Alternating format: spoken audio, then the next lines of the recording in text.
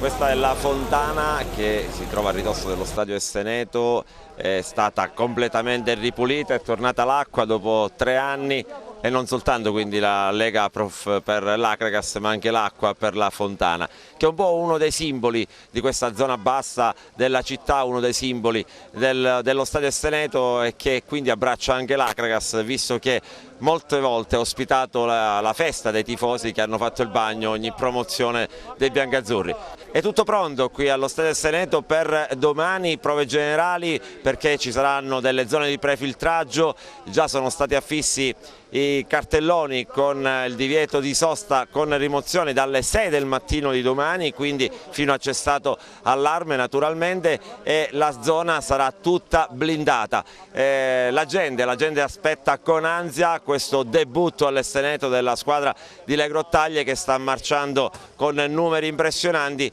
e domani sicuramente ci sarà da divertirsi.